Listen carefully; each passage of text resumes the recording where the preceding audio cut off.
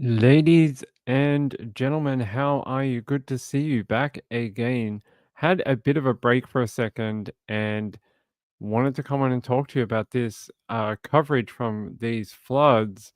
I wanted to show you something. So I was trying to explain this on Trisha's stream, but I wanted to show you in person. So give me a second and then I will load it up. I don't know what's going on with my microphone tonight or my camera, but that's okay. Good to see you all. Happy 4th of July to all of you. Hope you're celebrating. I heard it on Trisha's live stream, all the fireworks going off. I'm sitting funny because I have a cat. There is a cat right here who doesn't want to move. He's like, I want to sleep here. I want to be warm and sleep next to dad. Don't you, little buddy? Yeah, got our muffin cat sleeping right here. All right. Hey, good to see you all. Hey, Moon Shadows here. Retired RN Laura T. Marilyn Landis. I Hate Mornings is here. Sorry, bloody cat. Muff, you know you gotta share. You gotta share, bud. Video reels here. I Hate Mornings. Chipmonkey made it. Retired RN. Who else is here? Gayla's here. Good to see you all. Carolina. Wait. Carolina's here. Hey, Carolina. Lynn Jen made it. Hey, Lynn Jen. Good to see you. My friend Leisha. Leisha. Hey, good to see you.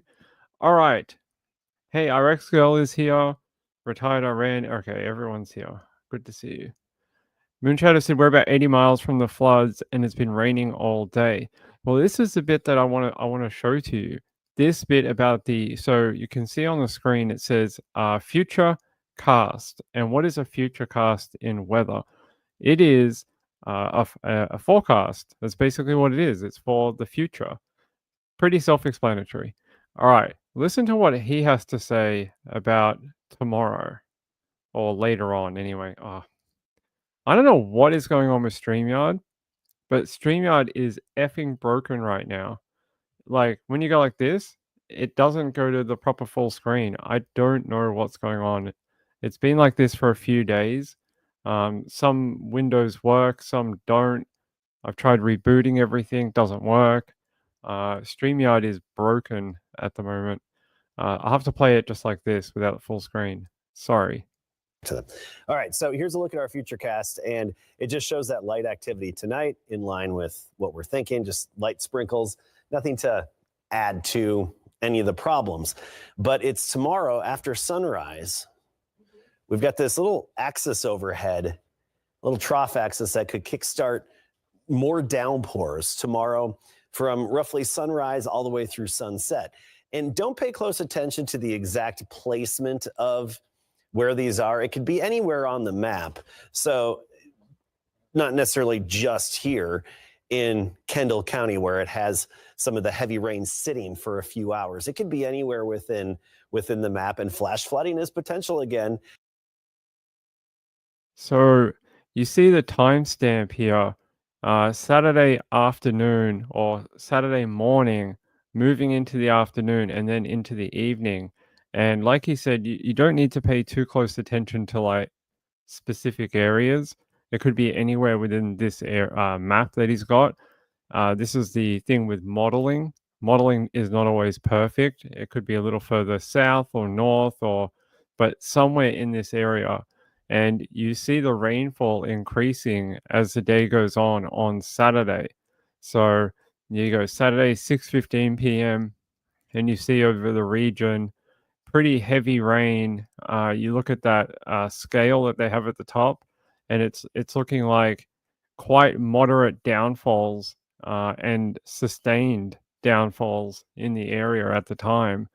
So it's not great news.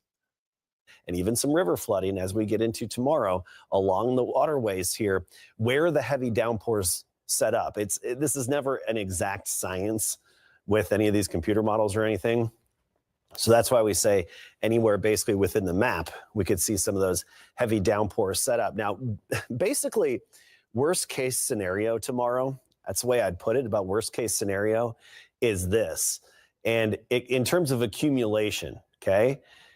Again, not location, but accumulations could be on the order of 5, 6, 7 inches, where some of the rain really sits in one spot. There's the potential for that again. So there you go, the forecast for Saturday into Sunday early morning. And they're talking about totals of between, well, about an inch of rain or half an inch, all the way up to almost 6 inches of rain across the region. So not the news you'd like to have after all of this,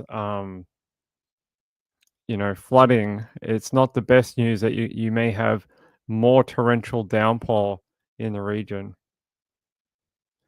Yeah, I'll play a little bit more and then I'm going to play you a different one.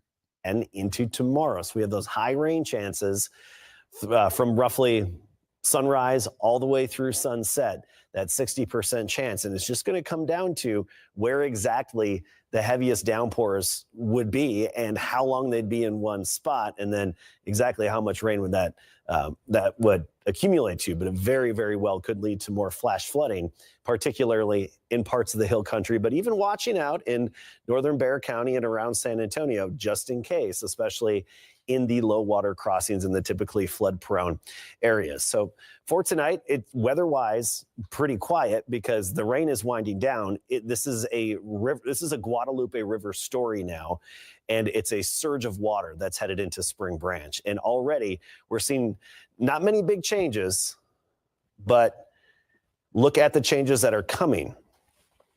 So currently the water level is like 2 feet, basically. But in the matter of just a few hours, we're going to be rising significantly. And we're going to see that rise up by 11 p.m. to about 17 feet. And then we get to midnight and it's up to 27 feet. So between now and midnight, we're going to see this rise over 20 feet and then even higher thereafter, which would likely inundate Highway 281. So there you go. You hear from him. Not done yet. Still after midnight. It's midnight around now, or it's past it now. So right at this point, near Spring Branch, you're seeing that river swell. And so when you get these effects, it continues like dominoes. It doesn't just affect one area, especially when you got like river flooding. It continues down the whole way until it kind of peters out. But you can see here that river near that area is going to continue to rise quite dramatically overnight tonight. And hopefully there's warnings out and everyone's aware of it this time. I think so. This low pressure system seemed to have a bit of a spin in it, and as it slowed down, it just kind of sat over that area. I think there was a demonstration of it if I can find it, but it wasn't very fast moving, and that rotation kind of kept it looping into the same area for a number of hours, and that's what did it. I want to see if I don't know if they have it on this one. I was looking at the synoptic map earlier. I don't know if this particular one has it. There was a guy that was explaining the so they call this a mesoscale low, and it's a mesoscale low, and basically they're somewhat more prevalent overnight in the nocturnal hours, and they are quite hard to predict what they're going to do. So sometimes they look like they'll dump a bunch of rain and they don't, and then sometimes they look like they're not going to do a whole lot and they just dump a crap load of rain. So they can be a little hard to sort of forecast, and they tend to move quickly and happen very fast. I don't know if this one had the explanation for it. I'm just having a quick look. I know at one point it was talked about. Was it this guy? Yeah. Is there any more rain coming our way, especially to the areas hardest hit? I do think so as we get into, and don't pay close attention. No, it must not be this one. Sorry. If I find it, I'll show it to you. But there was a bit of an explanation on a different site here on the Washington Post. Here.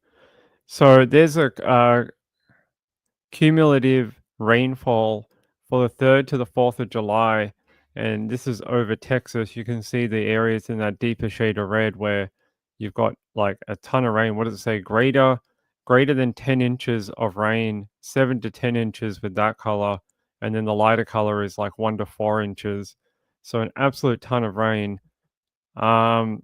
Here on Thursday, there was some indication of flooding risk across this region of central Texas through the overnight hours, but the severity of the rainfall was far from certain, and warnings did not suggest extraordinary rainfall was ahead, according to the National Weather Service. Meteorologists were watching a drifting low pressure system for the potential for what is known as training storms. So, training storms are storms that move over the same area over and over again. And they said when downpours repeatedly regenerate over the same area, you may also hear the word training in thunderstorm. So when we have tornado season and you hear of training thunderstorms, that's normally where you get these sort of like rows of supercell thunderstorms that move in a line up, normally like south to north or like southwest to northeast, and they move over certain areas. And then you get another set that follow behind it, and then you get another set that follow behind that, and they sort of keep going over the same towns and regions. That is also another explanation for training. But in this one, it's more storms that are just moving over, and then there's another band that comes with that comes with that low pressure system as it comes around, and then you get another set of storms, and they move across that same region in a circular motion. So a little bit different, but can be used the same way. They said if this happens in this air mass with perceptible water values soaring well above normal values, rainfall could be torrential and flash flooding would develop very quickly. That's a forecaster at the National Weather Service office in San Antonio or San Angelo. And they wrote that on Thursday morning. He says, still, these features are so weak and the interaction so complicated. If and where this band develop remains uncertain. That tells you that even the people at the weather office were not high in their confidence of exactly what this was going to do when it eventuated. And sometimes that can be a rival of things like moisture, where this low is actually going to set up, what other things around it are actually going to like influence what is going on with that low pressure system. It's like a game of Jenga, and what block you pull out makes it fall down. It's sort of the same thing, and you never really know until someone pulls that block out. It's the same with weather. You sort of sometimes don't know until it starts to come together, and they can try and forecast it, but like he said, degree of confidence was low. Hold on.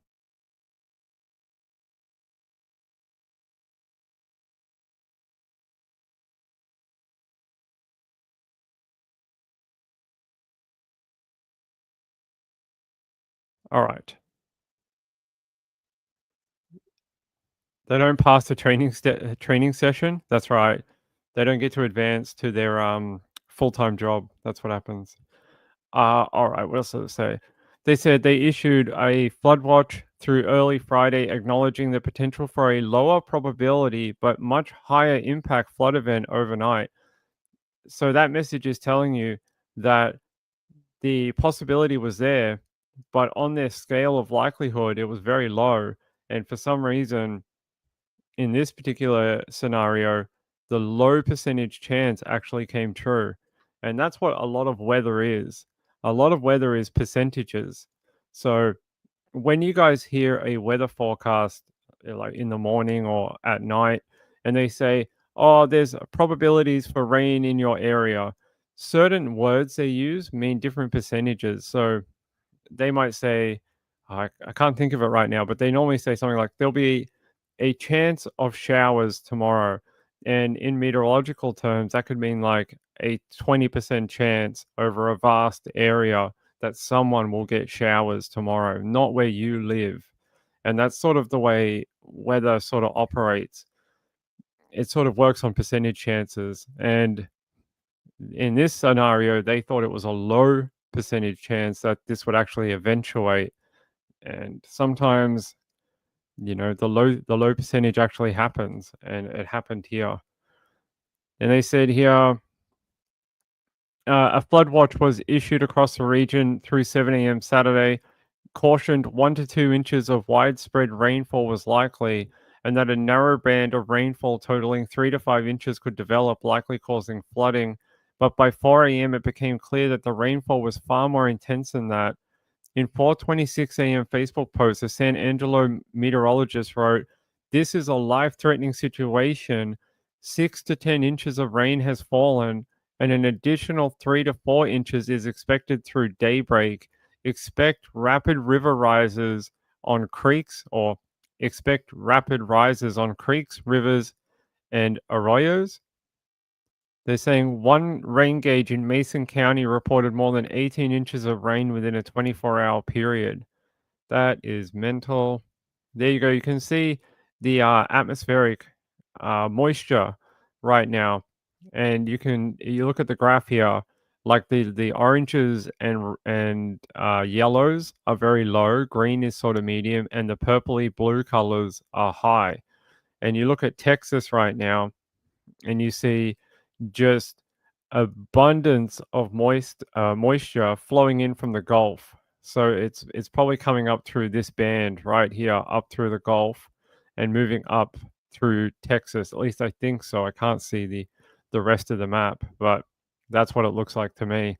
And you're getting a ton of moisture in that atmosphere. It's just a lot.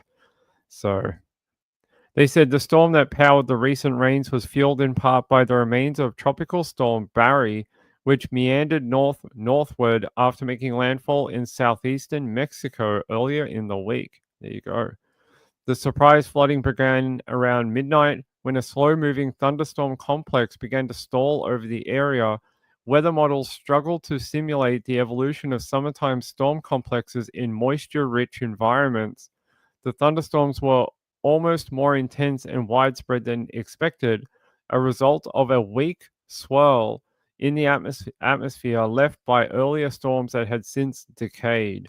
So there you go. A weak swirl. That's what I was saying before. It wasn't moving very fast. When you get these slow-moving low-pressure systems, they don't... some of them are very quick, and you get these fast-moving storm cycles that actually move through, and then it takes off to, to the east or whatever. This one just sort of really slowed down.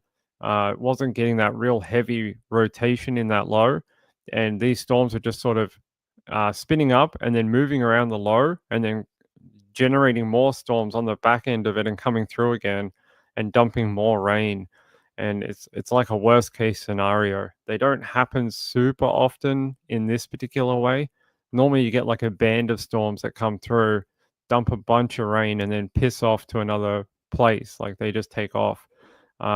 These slow moving systems are not super rare, but they don't happen like all the time. So there you go. Hope that gives you some meteorological in-look into what is going on. Hey Andrew, good to see you, buddy. Good to see you. I haven't seen you in a while. Good to see everyone. Good to see everyone. This feels like before we went to the trial, everyone used to hang out and we used to talk. What? Oh. Hold on. What did they not give me? Well, okay. Sorry, I ordered had to order some shopping for because I'm on my own, so I have to do all my own shopping. I don't have someone to help right now. And I had to order some this afternoon, and I just got an email and they're like, "Oh, half the things you ordered we don't have, so you can't have it. Thanks, have a refund." And I'm like, "Well, why do you bother listing it if I can't buy it?" It's like ridiculous. It's all right. It was only like one item this time, but happens all the time. Mamma Mia, hey, hi, good to see you. Rachel's here too. Yeah, I think not that it wasn't expected. Well, yes, I think the intensity was higher than they thought, especially the millimeters of rain. I think they thought that this wasn't going to eventuate at all. I think they thought this might come through, maybe spin up, a little bit of rain, and then just go away overnight. The low percentage chance for a major event came true, and that's sort of what they were warning about in their message. How's the chair going? No update on the chair. No update at all. They have not got back to me at all. Nothing. Zeros. All right, I'll play you an update. This is a little old now, but not too bad. And we're staying on top of horrible breaking news from the Texas Hill Country. Rescues underway amid flash flooding near the Guadalupe River. Yeah, this catastrophic event has turned deadly. The death toll now at 13. Michelle Choi joining us live in the newsroom with the latest. Michelle? Yeah, Ron and Sherman, your heart just goes out to our neighbors in the Hill Country, especially in the Kerrville community where rescues are still happening right now. The latest information into our newsroom coming from a Just Wrapped news conference with Kerr County officials and the acting governor, Lieutenant Dan Patrick. They confirmed this will be a mass casualty event. At least 13 have been killed in the devastating flooding that hit around 4 this morning. The Guadalupe River, they say, rose 26 feet in just 45 minutes, and there are still around 20 girls unaccounted for at Camp Mystic, a popular girls' summer camp near Hunt with more than 750 children on site. And throughout the day, we've been seeing dramatic video pouring into our newsroom, capturing this catastrophic flooding unfolding in real time. The people you're screaming are in the river right now. Let's get everybody out. Yeah, this chilling moment caught on a Ring doorbell camera shows officers banging on doors in Kerrville, warning families to get out, saying the screams they heard were coming from people trapped in the Guadalupe River. And look at this video. You can see just how fast the water was moving vehicles, including what looks like a camper and buildings submerged in the distance, being swallowed up by the flood. This next video from Comfort, shot on Lane Valley Road this morning, shows a massive surge of water and debris rushing down the Guadalupe, moving faster and building with intensity by the second. And that's That river in this video looks like a tidal flow. That's exactly what it looks like. If you've ever seen a video of a tidal flow that comes through, that's exactly what that looks like. You can see all the debris in the water further up, away from the leading edge. It just goes back for miles. Imagine being in that, because there were people that got swept away into this water, and it's all those sticks and debris and trucks and whatever. That is what will hurt you. Like, your risk of drowning is there, but the things that'll puncture you, cut you, is all that type of stuff, because you have no control. When you're in that water, no control at all. You are at the mercy of the water and how fast it's moving and stuff like that.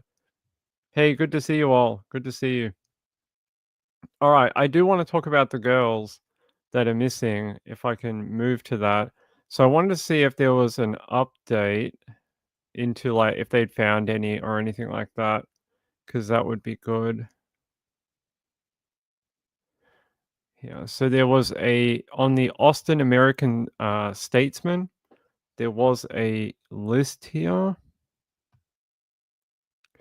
They're saying Molly DeWitt is among those still missing. Virginia Hollis is still missing.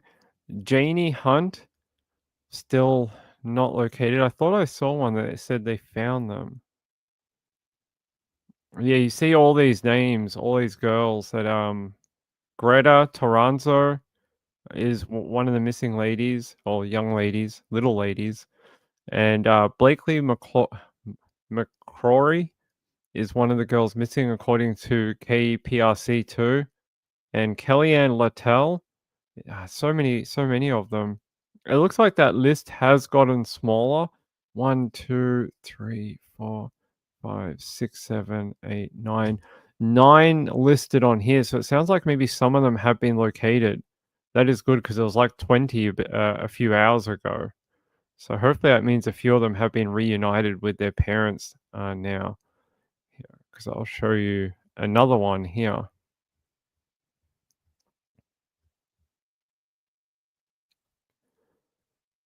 Oh, this is interesting. Parents slam summer camp for lack of preparedness over inclemental weather. The parents of 2 children who were rescued, I'm glad they were rescued, in the Camp Mystic floods slammed the camp organizers for lack of preparedness. Serena Aldrich told the New York Times that she was thankful her two daughters, aged 9 and 12, were rescued during the floods, but said the camp runners should have been ready for the torrential rainfall. I mean, should they have better systems in place? Most likely, but sometimes if it happens in the middle of the night and no one's aware, I mean, I don't know. It's hard. Maybe you should have better monitoring systems, I guess. Have someone designated at the camp to always be taking, stock of the weather. Like there should be one person nominated for the entire camp that their whole job is to keep an eye on the weather 24 hours a day, to make sure there's no flood, thunderstorm, tornado, that type of thing. They should have someone nominated as their weather person.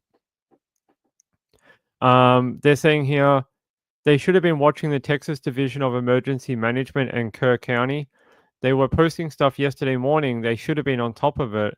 She said her daughters were safe because they were in camps that were on the higher ground, but Camp Mystic runs a number of campsites along the Guadalupe River that were overwhelmed by floodwaters, and the mum says there are still campers missing. Oh, that's very sad.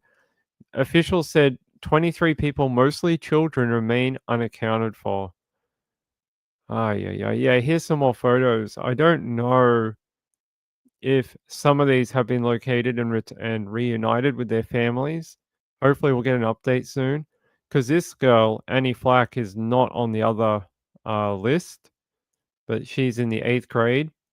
Even though she's holding up the number 7, I will forgive her. Because it says 7th grade, and then here it says 8th grade. Maybe she graduated last year. And there's a little girl, no name attached to this one. Like you can see, no name, but just a little girl. And then this little girl, I don't know how to pronounce her name. Cile? I don't know how to pronounce Cile. But her last name is Stewart. And there's a number in case you see her or recognize her. And this little girl, Winnie Naylor, or Win Naylor, I'm not sure the pronunciation. And Linny McCown. There's a little girl. Oh, date of birth. She's only born in 2017. Wow. Can you imagine that? Like, in 2017, what were you doing back then? This little girl was born.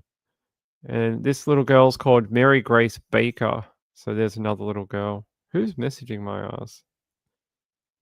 Hold on, guys. Oh, you mother effer.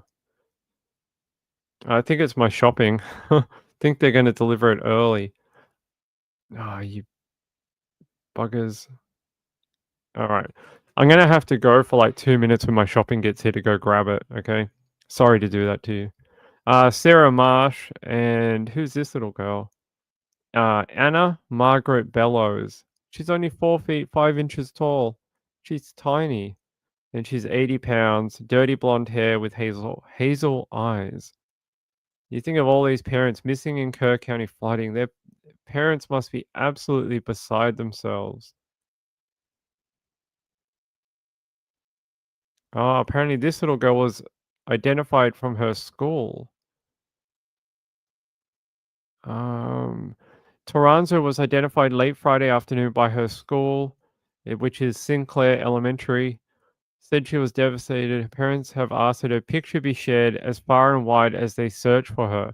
So no, they haven't found her. She hasn't been identified like as a deceased person. Just that she's been identified that she's missing.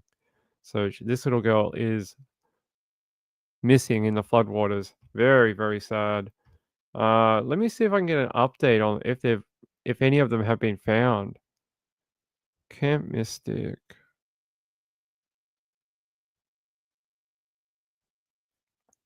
I don't.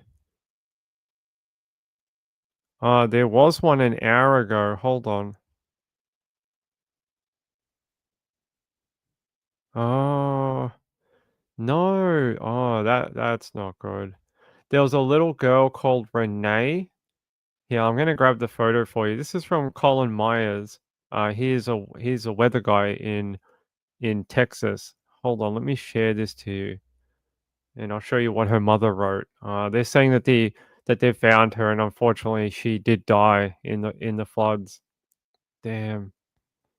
I mean, I know that's always going to be the thing, but not the outcome anyone hopes for. Yeah. So this is from Sean Salter. They said, "Thank you to all our family and friends for all the prayers and outreach. Renee has been found, and while not the outcome we prayed for, the social media outreach likely assisted first responders in helping to identify her so quickly. We are thankful she was with her friends and having the time of her life, as evidenced by this picture from yesterday. She will forever be living her best life at Camp Mystic. Please continue to pray for the other families in Kerrville." Oh, wow. They're saying they're trying to make their way home from Italy to be with Michelle's family. Wow, so that's the little girl. Her name was Renee, and unfortunately, she is deceased, unfortunately. That is not great news. Let me check out the hashtag and see if there's anything. Okay, Twitter. Good work. Twitter's so broken now. It's so stupid. Like, when you search stuff, you just get something went wrong. Try loading again. Like, it's just so rubbish. Yeah, Camp Mystic.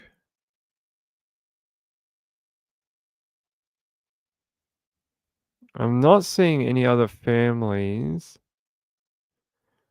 posting that anyone else has been found.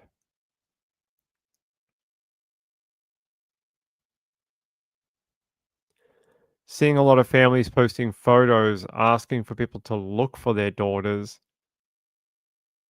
Another one, a girl aged 19 called Catherine Ferruzzo. She was a counselor at the Camp Mystic. She's unaccounted for after the floods. Here, I'll get her photo up for you all.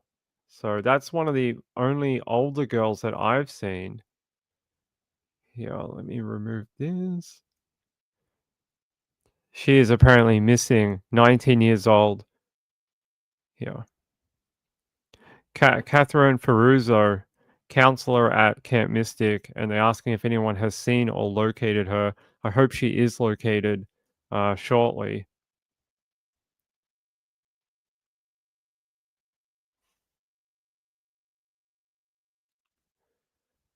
Okay.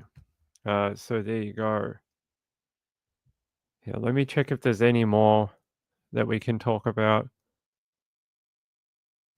Yeah, so Renee was one of the ones that was put up earlier in the day. Yeah. So the Renee, the little girl that we spoke about before, the one who's unfortunately been located, she was one of the ones that was put up earlier. So there is an image of a little girl being rescued from the camp. Let me bring up that too. I hope if anyone has seen Catherine, call the hotline and make it known and try and get her back to her family. Yeah, there we go. Yeah, try and get her back to her family. I'm sure she is being, oh, come on. I'm sure she is being missed heavily. Let me get you this other one. This is apparently a screenshot of a girl being rescued by helicopter. So they actually found her and were able to hoist her to safety. That is a bit of hope. A little bit of hope in a very bad time.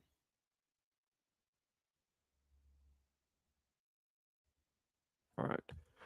There you go. That girl being rescued there. Yeah, it had to be. I think that the situation in the middle of the night in the dark, and then there's just floodwater everywhere. The description I heard is that some of these cabins that the children were staying in were right by the river. So if that river swelled very quickly, they may not have had much notice in the middle of the night before those floodwaters became overwhelming. And unfortunately, these girls found themselves in the water. It's very, very sad. Yeah, hopefully they find that 19-year-old woman too, that young lady. You know, I'm just trying to see if I can see if any others have been found. That would be great news right now. Looks like a lot of these were over the last 9 to 10 hours. I don't have any new girls popping up. There's, wait, 1, 2, 3, 4, 8,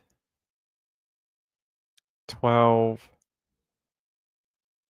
17. So I see about 17 children, although one has now been found, that's Renee. So 16 that I see being reported right now that are still missing. The 2 little girls were rescued. This comes from a news agency in Texas. Hold on. Let me bring you that. Wow, this is such a great image. Let me pick this up for you. There you go, 2 little girls in a helicopter being evacuated. I love that photo. I know they're like, it's very noisy. You can tell they're like, probably the guy told them, like, cover your ears because it's very loud from the rotator blade. And they look very dirty, the poor girls. I don't know what they've got on their legs. I don't know if that's mud on her poor little legs. Oh, she's got a cut too. If you look at this little girl in the blue top, she's got a big cut on her leg. I think that's what that is. She's got a big on her, what would it be? Her right leg. Wait, right? Yeah. On her left leg in the photo, but it would be her right leg. She's got like what looks like a big cut. Poor girl. I hope she is going to be okay, but at least she has been found and rescued. These girls, very strong to be able to make it through this. Very, very. Hey, see a video reel. Bye, my friend. Andrew said it's devastating to hear. I agree. It's insane. It always seems to hit when there's like a children's camp underway. Have you noticed that? There was a tornado like a number of years ago that formed in some mountains and actually hit a camp that was in a valley between 2 mountains. And you're like, when does a tornado ever hit between 2 mountains? But it did, and it killed a bunch of children that were at a camp. That was a number of years ago. Is it leopard boots? Is that what she's wearing? I can't tell. It does look like she may have a little cut on her leg though. Hope she's okay. Hope she's okay. But that's a great photo. I like that. At least they have been located. Let me check if I got any more. That is a great photo. Any others? Okay. So Kellyanne Littell or Lytell. I hope I'm saying the name. Littell or Little. Kellyanne Little and Winnie or Win Naylor. Their parents are still asking for people to look for them. They have not been located. I think we put up their images before. So hold on. I'm just trying to see if there's any other girls that we need to look at.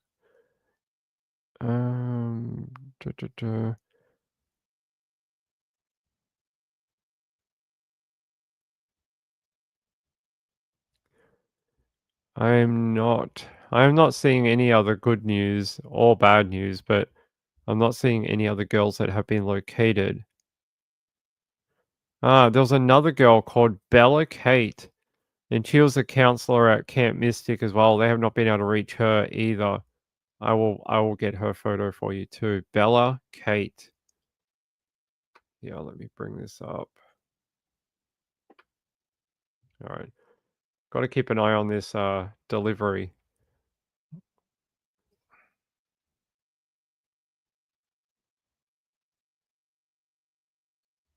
He's still driving. It's fine. There you go. Her name, Bella Kate. And she has not been in contact with her family. and they have not been able to find her either. So that is the second camp counselor that we've heard of. First one was Catherine, and now Bella. So Bella and the other one both. I don't have an age for this girl, do I? No age for Bella. I don't have one, but just that they're looking for her. So if you see her, call it in. Let's see. I'm so thankful they found that group of little girls. There's that photo of the fire station where they found a group of girls. That is a great thing to happen. There was a TikTok video that came out, and I don't know if this is part of it or not. Here, let me show you.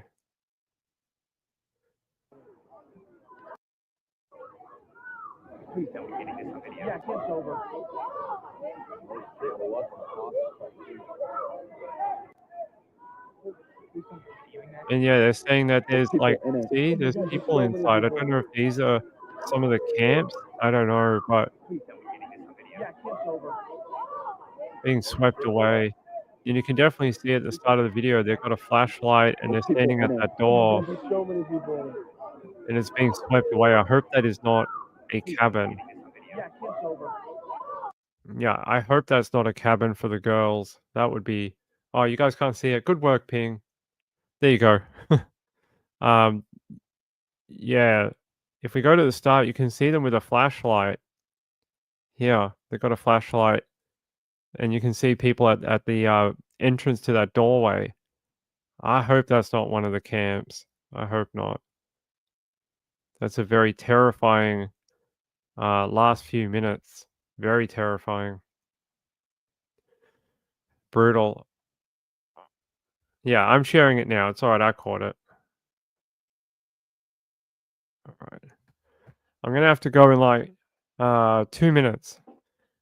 I'll be back. I'll be back in like 3 to 5 minutes. I just gotta go get this. Yeah, I gotta go. I'll be back. You guys entertain yourselves for a few minutes. Hold on.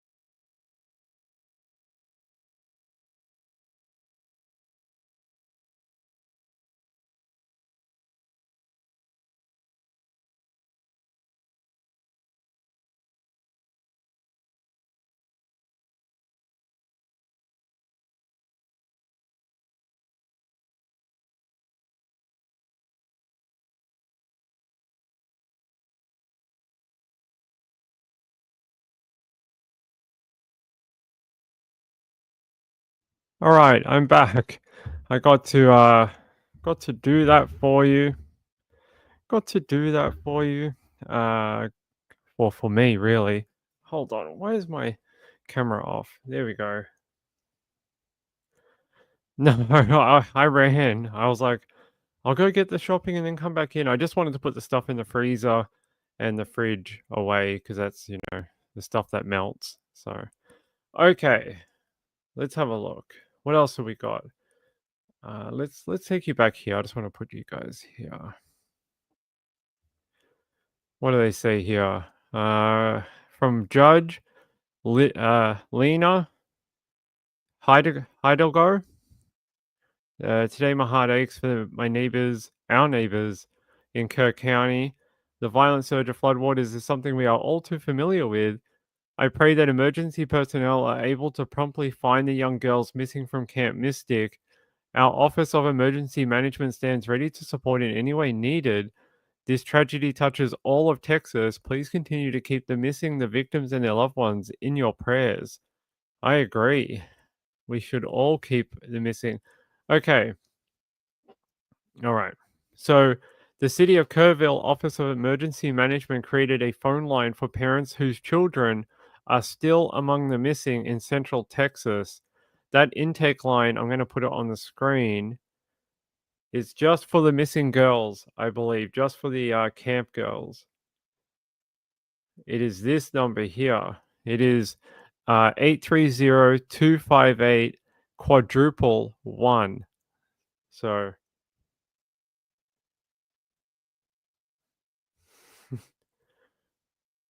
I did get ice cream. I did. Actually, I ordered 2, and it was the second one that they didn't give me. They refunded it. So it was the ice cream that I got 2. They were on special. So I got 2 because they were half price, and they only gave me 1 because they're like, we're out of stock. And I was like, all right. I actually had Ben and Jerry's the other night. What was it? Had like a Sunday one. It was like Sunday, a s'mores one, and it had like marshmallow pieces and whipped cream on top. It was pretty good. I like Ben and Jerry's, but in Australia, Ben and Jerry's, they only sell the little tiny, what would you call it, like a half pint? They only sell the little tiny tubs of Ben and Jerry's here, and they cost a fortune. They cost a fortune. I'll show you. I think I've shown it on the channel before. Hold on.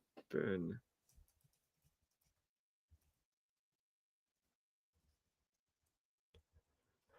Yeah, in Australia, American ice cream costs an absolute fortune. Here, I'll go to the other one. Coles.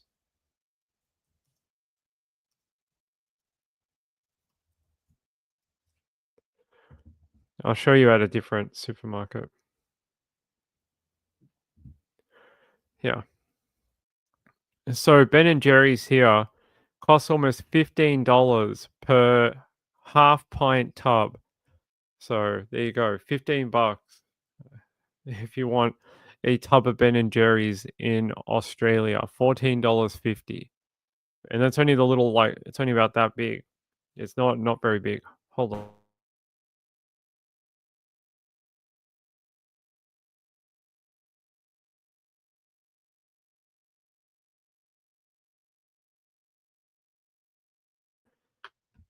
Hey Joe, I got your email. I'm going to reply to it so we can do what you say. All right, I'll get back to you. Let's see. What did you say? With an Instacart membership, I can pay somebody else to do my shopping and deliver that to me. That's what I just did. So we don't have Instacart here, but our local supermarkets, I'm part of, because Mrs. Ping's in the hospital right now, and like normally we'd have her to help and things like that. I've just been doing the delivery thing. So I think it's like $20 a month, and you get unlimited deliveries. So you only pay the 20 a month. You can have as many deliveries as you want, and the workers at the supermarket actually pack your order, and then they just give it to the delivery person. So I use it quite a lot because I can't lug it all home myself. So it's easier just to get someone with a car to bring it here. But normally we just take the car. But I don't have the car right now. So let's see. Leisha says hi. Hey, my friend. Hey, Leisha. How are you, my friend? About $5 for Ben and Jerry's. Well, it's $15 here. You still have to tip. We don't tip in Australia. Tipping is not a thing here, and it is sort of creeping into our society here in Australia, and we are against it.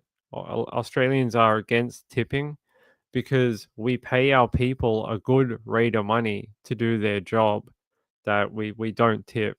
So we pay everyone a decent wage. It's not like in America where a waitress earns like $5 an hour. No one earns $5 an hour in Australia. Like I think the minimum wage is like $22 or $22 an hour. So ain't no one earning $5 an hour that needs a tip in Australia. So we are big against American tipping culture like coming here. So no, we ain't tipping no one. They make their money, that's fine. Yeah, sometimes the Uber Eats people or whatever, but they charge you so many fees on the Uber Eats stuff. Like you have to pay a service fee and a delivery fee, and the prices of the actual items that you order are jacked up like 20% as well. So you pay a 20% fee on the actual item that you order, then you pay the service fee, then you pay a delivery fee. Who the hell are you tipping? Because where's all the money going? I mean, I don't personally, I don't use Uber Eats. I personally don't use it. If I can't walk and go get it, I don't order it. Or if I can't drive and go get it, I don't order it. But yeah, I just don't. Won't use it. It's a scam as far as I'm concerned. Gail said, I heard on a channel that servers earn $2.30 an hour. Yeah, they do. They survive on tips. They don't. Their wage is nothing. Like they get like $10 a day. They survive on tips from people, from customers. Yeah, it's crazy. You get free Uber Eats with Prime. Geez, they don't do that here. I have Amazon Prime, but they don't do free Uber Eats with it. That'd be good. God, Australia is getting ripped off. Let's see. You tip your hairdresser? I can't really. I shouldn't throw stones in a glass house because I survive on tips from everyone from the channel.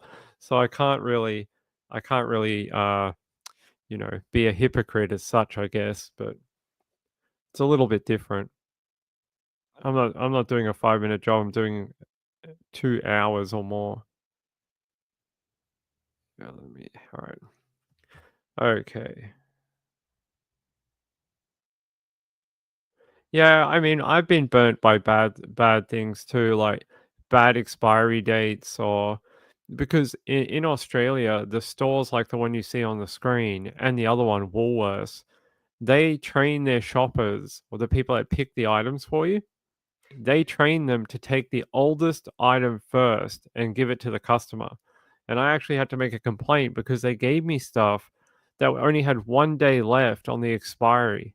And I was like, well, if I went to the shop, I wouldn't buy that because it only has 1 day left on the expiry.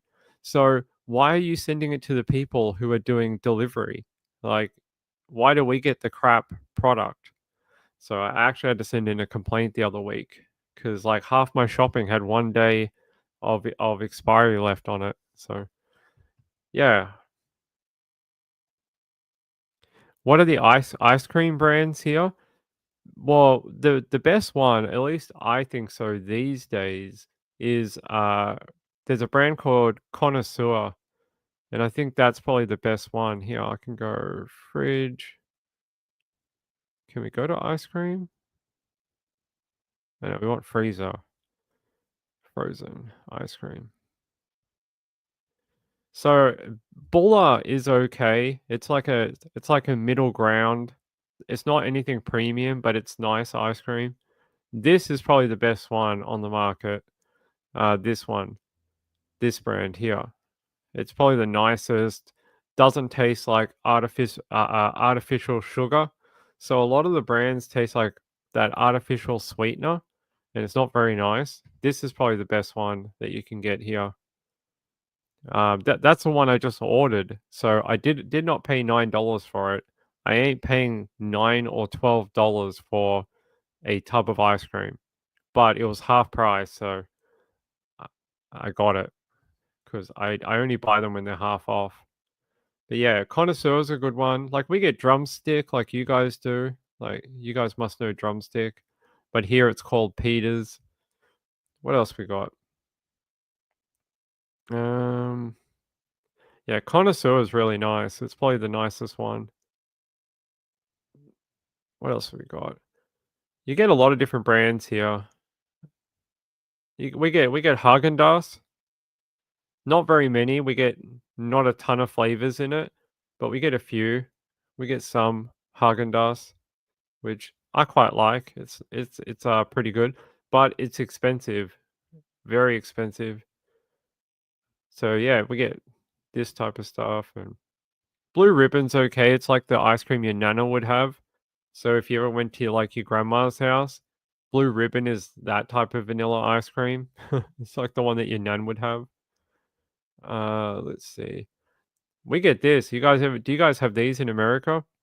Ferrero ice creams. So if you ever had a Ferrero Rocher, the chocolate, we get the ice cream version of it here. But look at the price.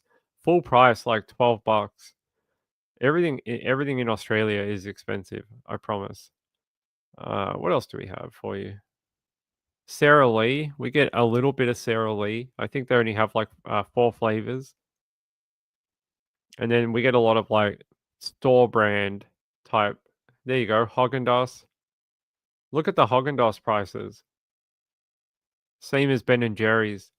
About $13.50 for like half a pint or whatever.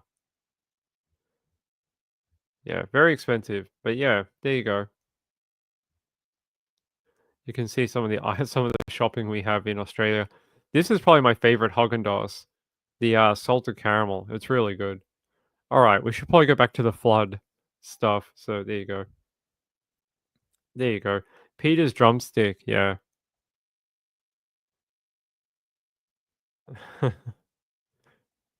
There you go. So there you go. Some weird shopping from Australia. You have Blue Bunny. We don't have Blue Bunny. What's that other brand that you guys have in America? What's your other big brand of ice cream in America? I can't remember what it's called.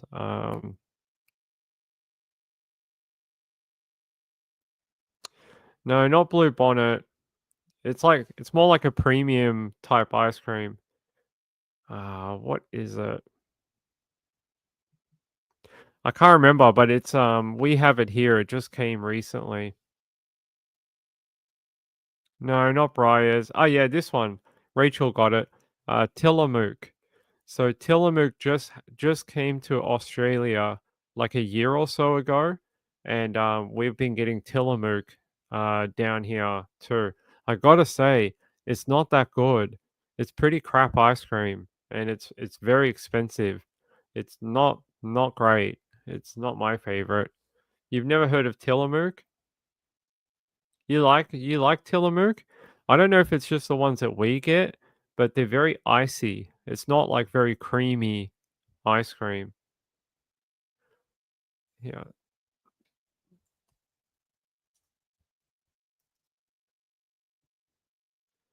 So we do get it down here. Yeah, so this is sort of what we get. If I can show you. So we get the little tubs, like the same as the Ben & Jerry's, like that. So it's okay. I don't think it's worth the $14 for it. It's okay ice cream, not the greatest. They make cheese as well. Okay. They don't here. They just make ice cream. So there you go. Some Australianisms for you. Let's get back to the flooding. Let's get back to the floods. No more shopping talk. You guys always get me onto food every night. I blame all of you. That's who I blame. I blame you guys. All right, let me see what else we got. Apparently, Molly DeWitt is still missing in the floods. All right, let me go to latest and see if there's anything new. No.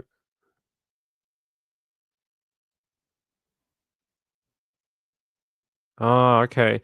So KRNV, which is a news station called mynews4.com, saying all campers from every summer camp except for Camp Mystic have been accounted for and are being reunited with their family.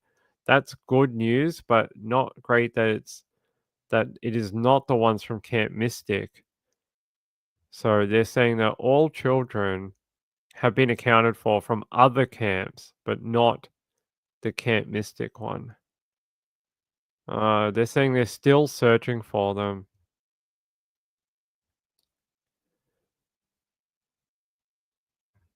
But apparently there was like hundreds of camps open this weekend for the summer break and for the 4th of July weekend. Apparently there was like heaps of them.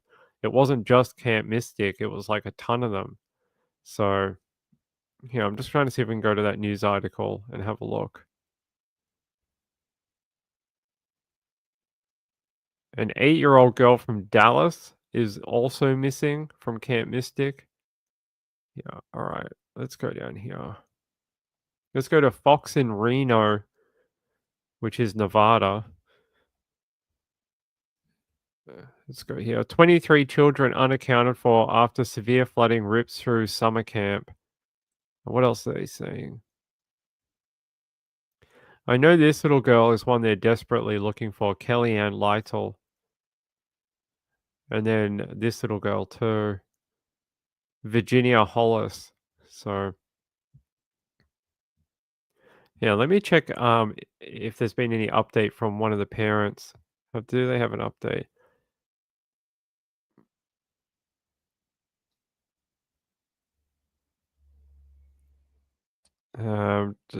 So her mum is posting.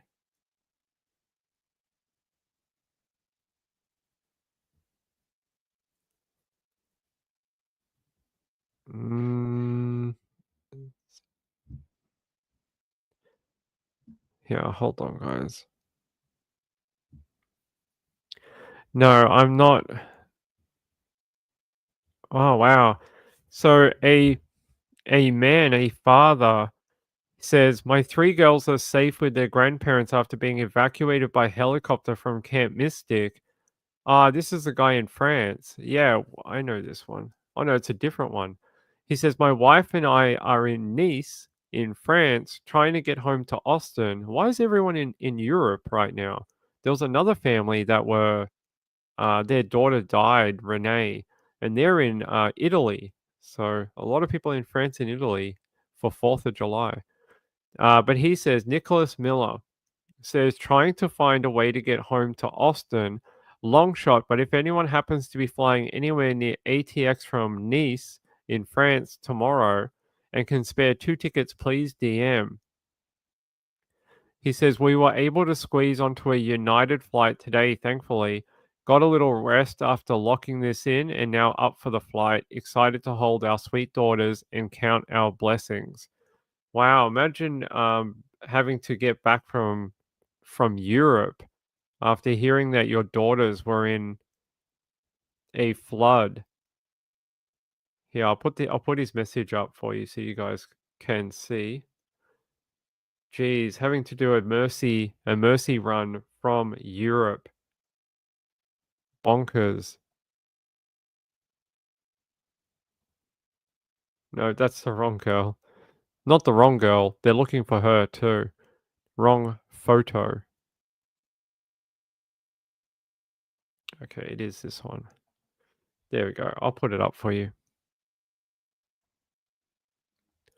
There you go. Nicholas says, my 3 girls are safe with their grandparents after being evacuated by helicopter. Wow, that's... Imagine, yeah, I can't imagine being in Europe and then having to get that phone call saying, "Hey, we've got your daughters. They're on a helicopter." But I'm guessing that is better than the phone call of, "Hey, there was a flood and we don't know where your daughters are." That's a worse phone call. That's pretty bad. And then he says, "Thank you for all the kind notes. They were able to squeeze on a United flight and get home." That was only 1 minute ago. He just posted that like about 1 minute ago. So it sounds like he'll be on a flight in a few hours, and he'll get back to the USA and go get his daughters. So that is a good news story out of tragedy, really. So happy to hear that. Let's see, do we have any other people? Any other families that are going to... Yeah, let me have a look.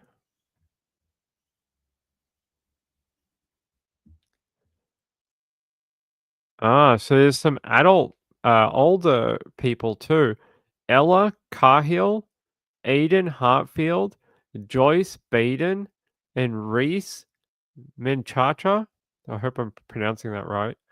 Yeah, let me go to the Facebook page and I'll show you. These children are from Kelly High School in Beaumont, Texas. Let me see if there was an update. No, I don't see an update. Oh, Ella was found safe.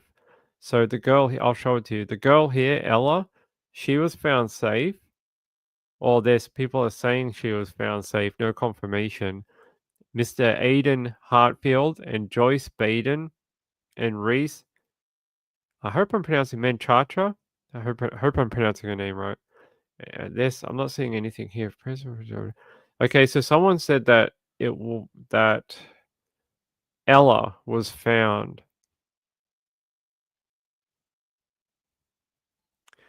What a dumbass. Do you see this comment here from Ian Shaw? They don't know how to swim. Are you serious? Let's drop you into a floodwater that is raging, and let's see if you know how to swim. Then we'll judge whether other people know how to swim. Sorry, there you go. Sorry, there you go.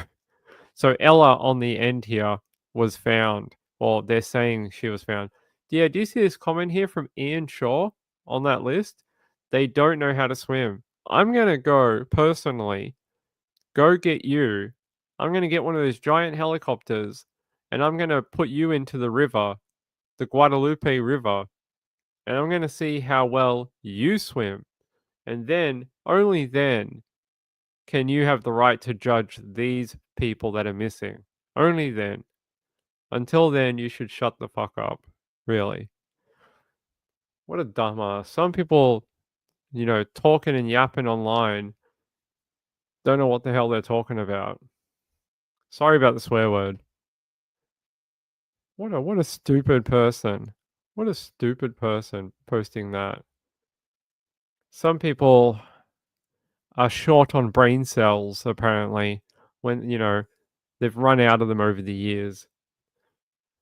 Wow, that's a really heartless and stupid comment. Some people just say the dumbest stuff. Yeah. So it doesn't look like we're getting any other updates, although there was a little new post from Ken's 5. I'll take you out to Ken's Be at 5. this session, Yeah, they got an interview here. and she wasn't even supposed to be at this session. I spoke with Natalie and Jeff Dunning moments before they left North Texas, not long after they discovered their daughter, a Camp Mystic camp counselor, is safe. I feel very, very sorry for the parents that don't know yet. Communication from the Hill Country is hard. They don't yet know what their daughter saw or went through. They only know she was at a place she dearly loves. She became so close to God, and that's actually where she was baptized, was in Mystic last year. They call Camp Mystic magical. When you look at pictures the camp previously shared on social media, you see it. And when you look at Hannah Dunning and a camp picture she posted days ago, you feel it. Feel why she stayed an extra session at the very last minute. she stayed there. God put her there for a reason, like so that she could help. Help the youngest campers, some still missing. 8-year-old Hadley Hannah of Dallas among them. Her mom gave us this photo, hoping it helps her find Hadley. We will do everything humanly possible to find your daughter. After an emotional promise from the state, Texas game wardens posted grainy photos of rescuers reaching Camp Mystic. Some happy reunions seem imminent. The question is, how many? I think if you're a God-fearing person, like just please praise these babies. We'll get back to their parents. I don't think it's an exaggeration here to say this entire state is praying for these families who don't have answers yet and just simply hoping beyond hope. I agree. Hoping beyond hope. Sad to hear that one story today already about that little girl called Renee, who unfortunately died, and her parents have already found out that she's passed away. I take their sentiment with the same, like that they're just happy that she was having the time of her life at a summer camp with all her friends, when she passed away. I mean, that's one sliver of a silver lining to it, is that she was having a lot of fun and having a great summer with her friends. Let's see. I'm not seeing any new updates about the girls.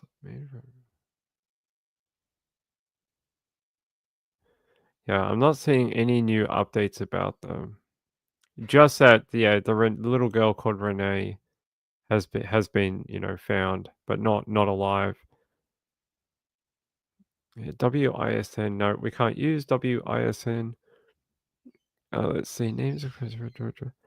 Yeah, I'm not seeing any new updates, unfortunately, but they did say, I'll bring up that photo of some of the girls being rescued from Camp Mystic on the back of a truck by the looks of it. Hold on. They showed it briefly in that film clip we just watched. There you go. Apparently this is when they reached the camp, or one of the places, and they were able to find some of the little girls, and you can see them on the back of that truck there getting out. So some parents will get a happy reunion, like Nicholas flying back from France to reunite with his children. Some of them will.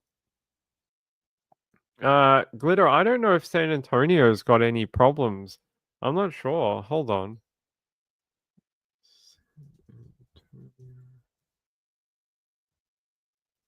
I don't think it was San Antonio, was it? It was like Kerr County.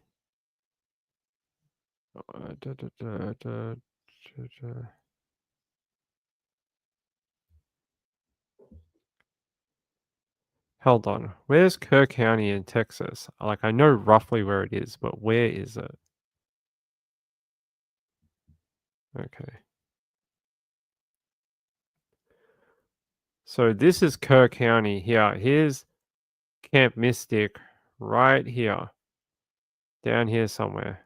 So apparently you must drive up through here. Oh, there it is. Is that it? Are these the little camp cabins? You can see that if this is indeed them, they are right on the banks of that river. This looks like that in that video. We watched that video of like that house or cabin floating down the river. That looks like something like that, but it just says it is here. I don't know if it is. That's the South Fork Guadalupe River. So that's the river. You got a bunch of homes on the river too. Hope those people are okay. And then this is the Cypress Creek.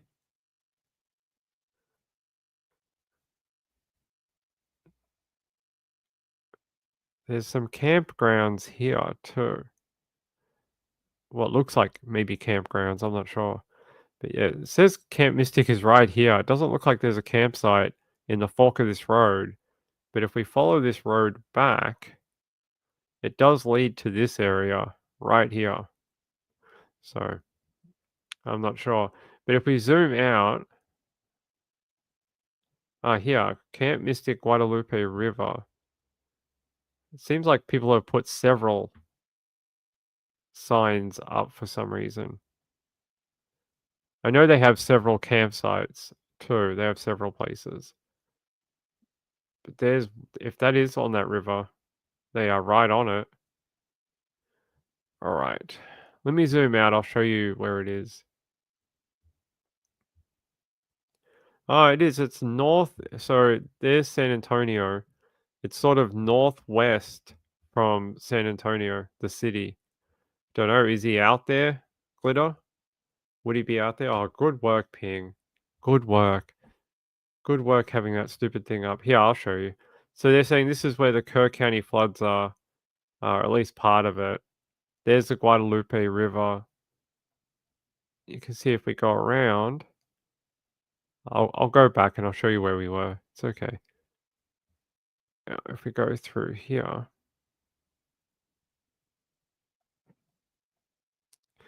See, Camp Mystic. I don't know why it's detailed as here. Like I said, here's the like little area here that I was showing you.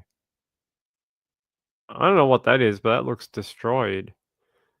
But there you go, like little huts or little lodges or something here along this part of the river. This is the Cypress Creek though. The Guadalupe is up here, and then there's another sign up here that says Camp Mystic Guadalupe River. And there's the river going through here. So as you can see, we'll follow it down. South Fork / Guadalupe. So it's quite a wide river in places.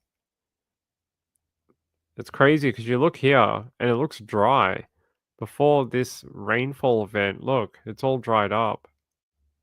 This is like dry creek bed. So it doesn't look like it was always active maybe. So there you go. But if we zoom out, that is the boundary of Kerr County. And then there's San Antonio. So there you go. Yeah, I know. I'm sorry. I redid it for you. There you go. It wasn't. Yeah, you can see it in the maps that it wasn't always, had water in it. It looks like it was pretty dry. And when were these taken? Doesn't say. But part of it had water. Look, you can see part of it had water. And then as you go, like, looks pretty good. And then as you go through, it does not. So if we go through the back end of it here, so there's a fork in it. And if we go through, is it through here? South Fork, Guadalupe. Yep. There was a place where we ran into like dry creek bed. There you go. There's more of the river system. I don't know. I can't remember where we found the dry creek bed, but it did look like there was a lot of it. Guadalupe River. So there you go. There's a bit of a look at the area. Yeah, I want to zoom out a bit. Nope, that's not what we're looking for. There we go. So that I don't know why the sign is here.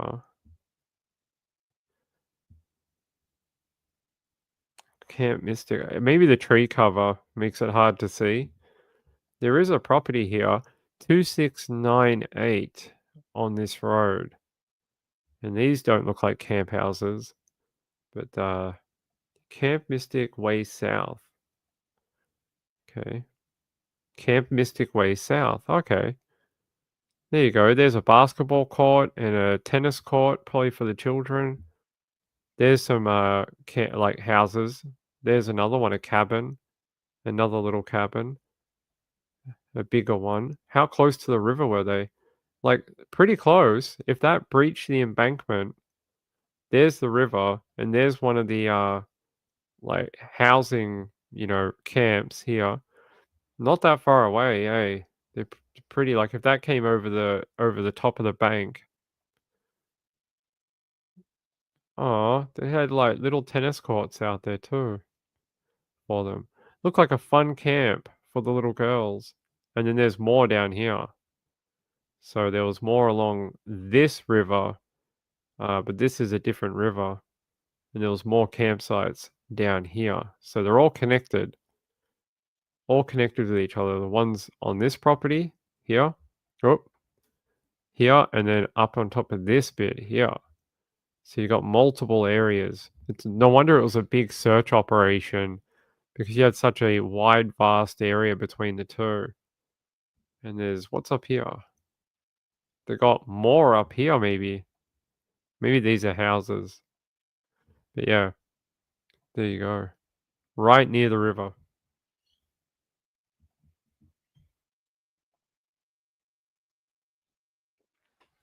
A dam failure? Yeah, well, I don't think I heard a dam failure. I think it was just an overwhelming of water, which I know that's what a dam failure is. Yeah, I saw that before, that metal thing. Yeah, I did see that. Yeah, I didn't hear anything about a dam either. No. Yeah, I'm just trying to find my friend Glitter. Well, I hope your son messages back soon. Ay. Okay. I just got an update. The jury has completed for today. It looks like the jury has gone home in the Aaron Patterson trial. There was no verdict today. So tomorrow is a day off. And it seems like they're not deliberating tomorrow.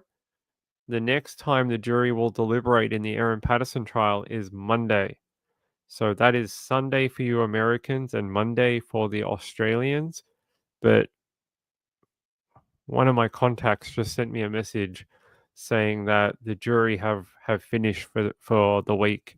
So that is week 1 of the Aaron Patterson trial in the books of jury deliberations. That is it. First week, week 10, it's over. They'll be back on Monday for week 2 of jury deliberations. Yes, they are sequestered. Yep, so they are sequestered. But that's it. That's it. They are that's it for the week.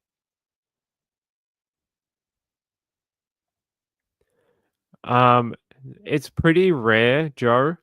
It doesn't happen that often. Normally juries only do Monday to Friday here, but I'm guessing because they're sequestered, what else are they going to do? So it's better to use the time to try and, get a verdict than just to have them sit around, I guess, on the weekend. So they get Sunday off. So that's it. So yeah, I just got that update from a contact of mine saying that the jury have completed for the week. So tomorrow is a day off, and we'll be back on Monday for verdict watch for week 2 of the Aaron Patterson trial. That's it. That's it. Week 1 in the books.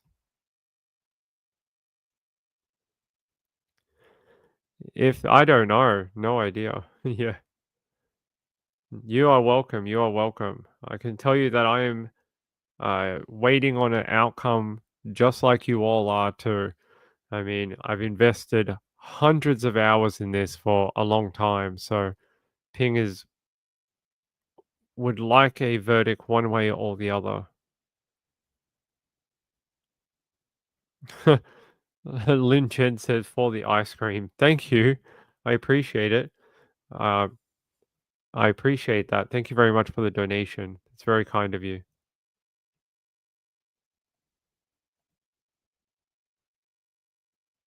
Yeah, I don't know.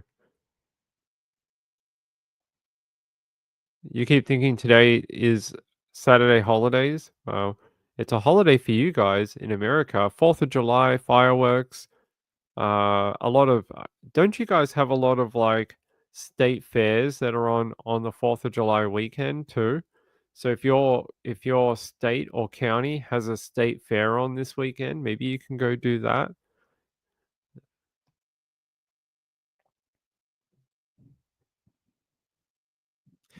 Well, I think that's probably why they got the Sunday off to sort of like unwind and, you know, have just not, not work basically, because that's what the juries do. They work. So they get a day off to unwind and relax a bit.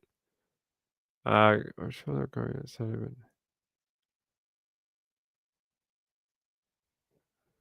Gayla says, I'm sure in Idaho they were going to sit Saturday but have family time Sunday. Interesting. I didn't know that either. Lingard says state fairs are usually in August and September. All at the same time? How can you do that in 50 states in America? How many state fairs can you have in the one period? I don't understand how that works. Hey, Joe, good night, my friend. Have a great 4th of July. Thanks for being here. I appreciate it. All right. I think we're about to wind up too. I don't have too much more to bring you unless I can find a better update. Here, let me have a look here.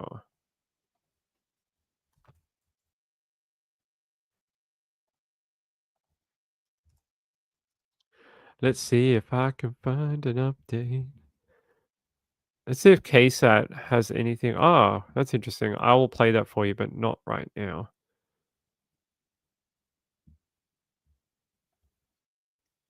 Let's see if they have any new information.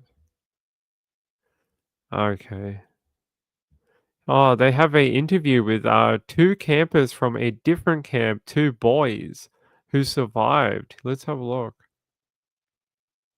All right. So what's your name, bud? Hi, my name is Ruffin Boyette. I'm one of the campers from Camp Lahana, one of the camps that flooded. And I had a firsthand view of the flood. And so the cabins were flooding and the walls were like, they broke down. And all of the campers in those cabins had to go up on the rafters and they had to wait there until they could swim out. And my brother here, he had to swim out of his cabin. Really? Here. Do you want to here, can I mic you up some? Here you go. One moment. Okay. And so you had to swim out of your cabin? bud? Yes. Can you tell me about that? So the flood started getting bigger and it was going up to, we have bunk beds in our cabins and it was going up to the top bunk and we had one choice and we had to swim out of our cabins. What time was it? It was like, we woke up at 2. Yeah, we had to wake up at like 4 a.m. Yeah.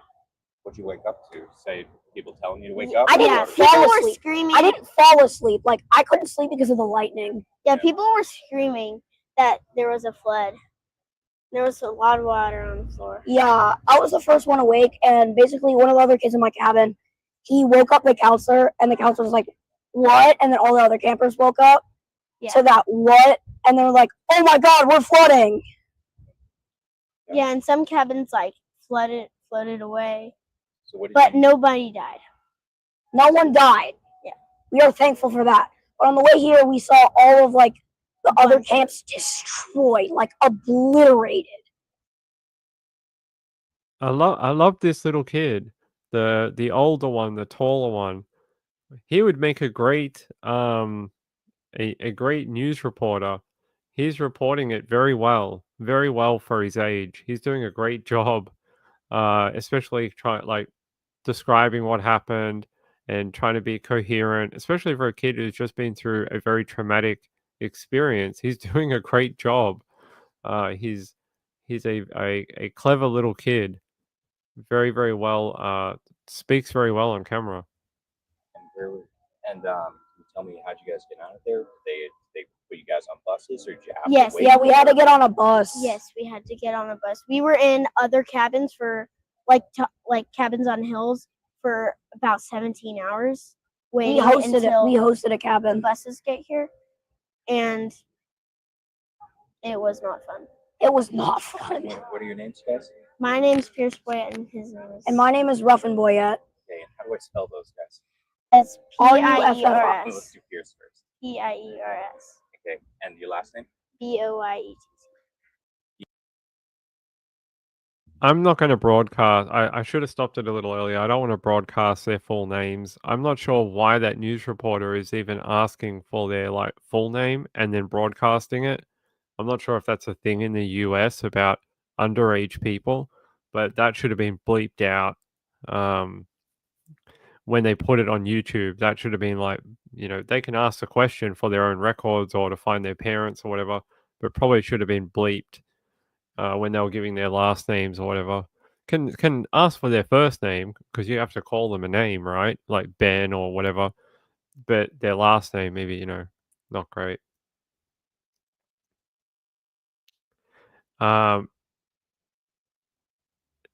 Gayla says, where's the parents? Can he do that without permission? That's what I was thinking. Like, can you ask a child like their last name? And then air it on YouTube? Maybe the parents are nearby and they said it was okay. I don't know. That's concerning. I'm not going to play the rest of that. I don't want to air their details. But I wanted to show you this from so that was from KSAT. This is also from KSAT. Check this out. This is a drone footage from the Guadalupe River. Look how wide it is. Look how, like, you saw the photos on the map that I showed you. Now look how wide it is and how much water is in that river. That is insane. That is a lot of water.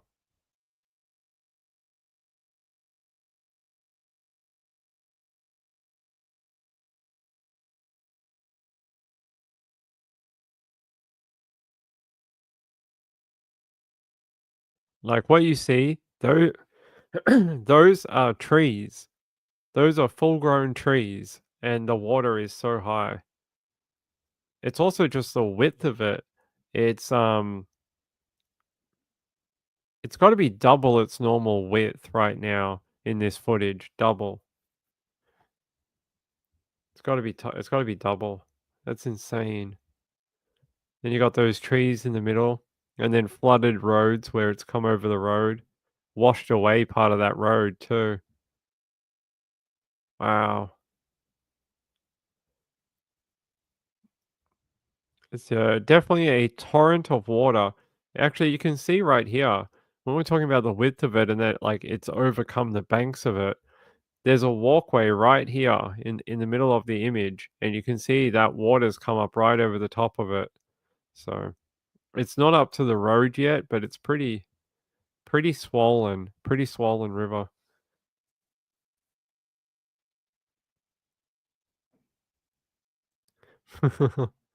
Well, good work, Joe. Good work. Hey, love you more. Good to see you, my friend. The man said earlier it's normally 40 foot down, and it's only 2 feet from the bridge now. Jeez. Yep. That's what I mean. That idiot person saying, "Why can't they swim?" I promise you have no control in that water. It'll take you wherever it wants to go. You can't swim against it.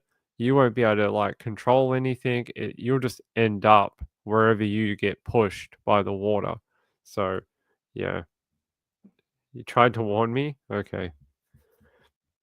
100-foot bridge?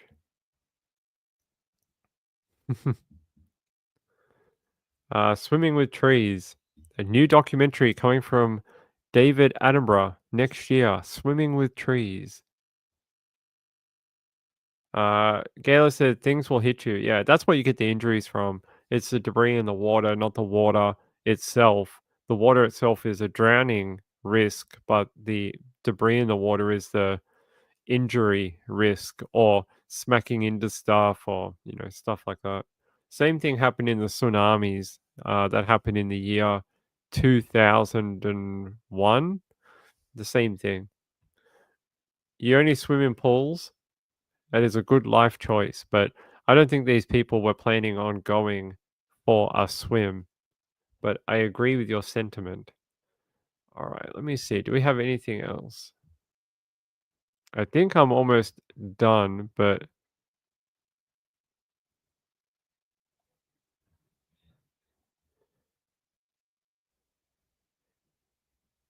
yeah, I think I'm about done, guys. Hey, I love you all very much. I'm going to get out of here.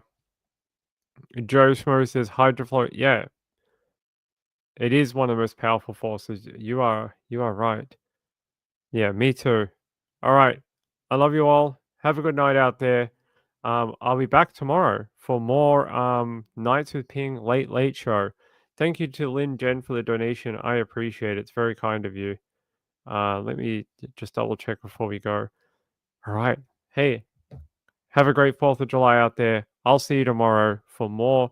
We'll do more true crime tomorrow. I wanted to do this because it's such a big story and it's worth talking about those little girls from the camp and the missing people. So I will. I'll send my love to Mrs. Ping for you all.